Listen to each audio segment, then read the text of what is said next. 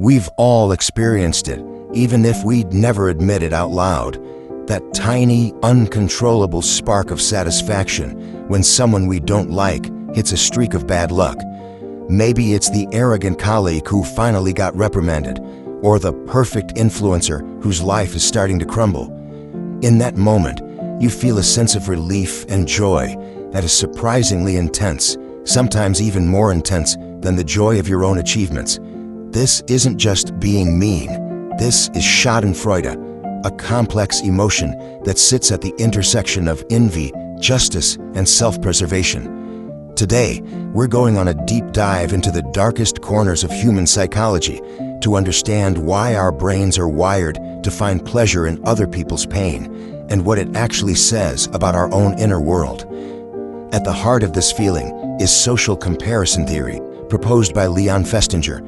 As humans, we have no objective way to measure our worth.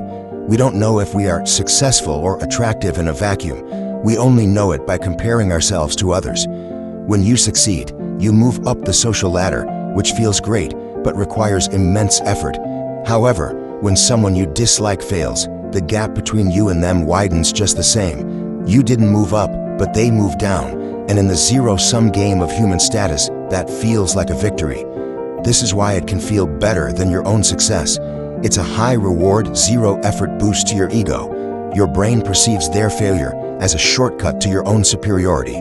Modern neuroscience has actually mapped this emotion in the brain. Using fMRI scans, researchers have found that when we see a rival suffer, our brain's reward system, the ventral striatum, releases a surge of dopamine.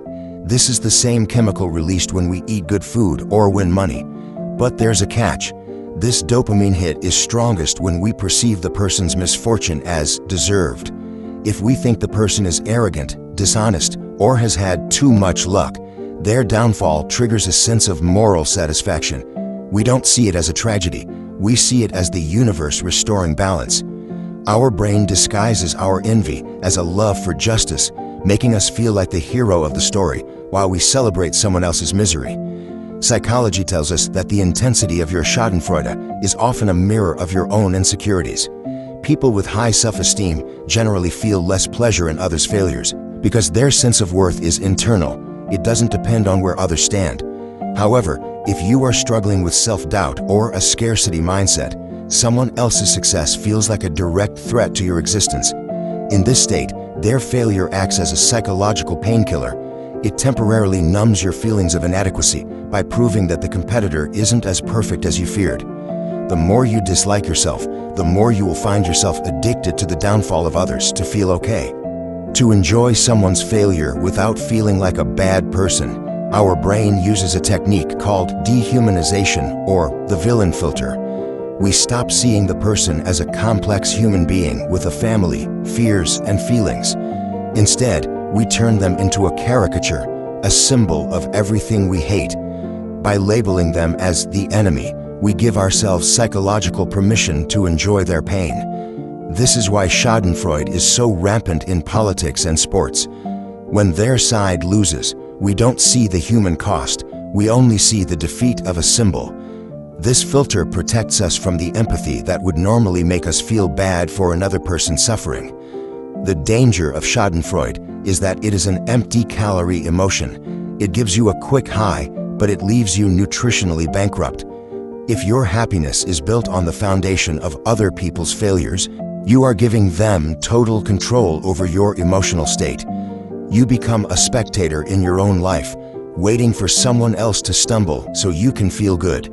This prevents you from doing the hard work of building a life you're actually proud of.